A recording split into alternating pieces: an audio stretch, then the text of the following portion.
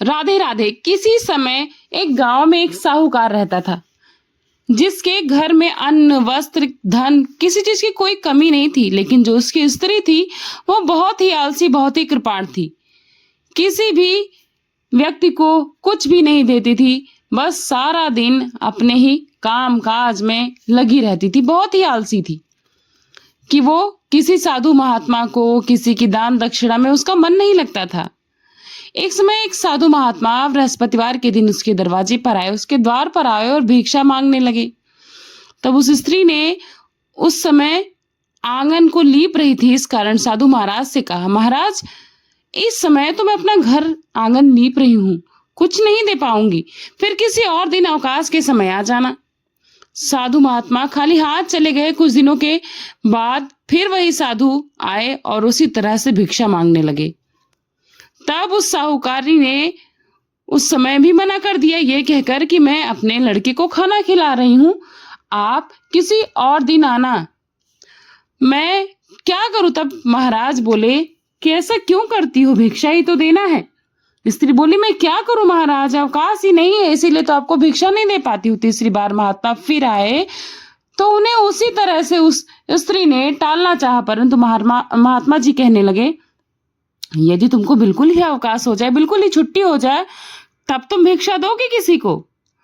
साहूकारनी कहने लगी, हाँ महाराज, यदि ऐसा हो जाएगा तो आपकी बड़ी कृपा होगी। साधु महाराज जी कहने लगे, अच्छा, मैं एक उपाय बताता हूँ। तुम बृहस्पतिवार के दिन सूर्योदय के बाद उठो और सारे घर में झाड़ू लगाकर पूरा एक कोने में जमा करके कूड़ा रख देना। घर में चौका इत्यादि मत लगाना। फिर स्नान इत्यादि करके घर वालों को बोलना कि सब के सब हजामत बनवा ले। रसोई बनाकर चूल्हे के पीछे रख देना, सामने कभी मत रखना। और शाम को अंधेरा होने के बाद दीपक मत जलाना। बृहस्पतिवार को पीले वस्त्र कभी मत पहनना। पीले रंग की चीजों का भोजन मत करना। यदि ऐसा करोगी तो तुमको छुट्टी मिल जाएगी, बढ़िया से काम नहीं करना पड़ेगा, अवकाश ही अवकाश होगा। साहूकारनी कहा, अच्छा महाराज, ठीक है, मैं ऐसा ही करूंगी। फिर साहूकारनी ने ऐसा ही किया। बृहस्पतिवार को बिल्कुल सुबह उठी, झाड़ू लगाकर कूड़ा को एक कोने में घर में ही जमा करके रख दिया। पुरुषों को हजामत बनवाया, भोजन बनाकर चूल्हे के पीछे रखा। ऐसा सब वो हर बृहस्पतिवार को करती रही। अब उसके बाद उसके घर में खाने तक के लिए लाला पड़ गया, दाना नहीं रहा। थोड़े दिन बाद फिर महाराज जी आए और उन्होंने भिक्षा की याचना की, परंतु सिठानी ने कहा, महाराज, मेरे घर में अवकाश ही अवकाश हो गया है, लेकिन खाने को अन्न नहीं है, मैं अब दे क्या सकती हूँ आपको? तब महात्मा ने कहा, जब तेरे घर में सब कुछ था तब भी तू कुछ नहीं देती है, अब तू तेरा पूरा पूरा अवकाश है, अब भी तू कुछ नहीं दे रही है, तुम चाहती क्या हो, वही बोलो। तब स्त्री ने हाथ जोड़कर कहा, महाराज, अब मैं समझ गई मुझसे क्या गलती हुई, मुझे ऐसा कोई उपाय बताओ कि मेरे घर में पहले जैसा धन धान्य हो जाए। अब मैं प्रतिज्ञा करती हूँ कि आप जैसा कहोगे वैसा ही करूंगी, सबका सम्मान करूंगी। तब महात्मा जी बोले, बृहस्पतिवार को सुबह उठकर स्नान आदि से निवृत्त होकर अपने घर को गाय के गोबर से लीपो तथा घर के पुरुष हजामत ना बनवाए, इसका विशेष ध्यान रखना।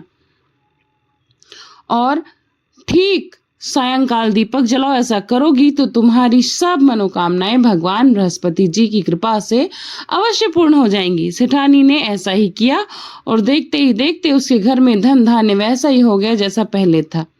इस प्रकार भगवान बृहस्पतिवार को ये सब करने से, भगवान बृहस्पति जी की कृपा से अनेक प्रकार के सुख को भोग कर सेठानी दीर्घ काल तक जीवित रही और बृहस्पति देव के लोक को मृत्यु के बाद चली गई।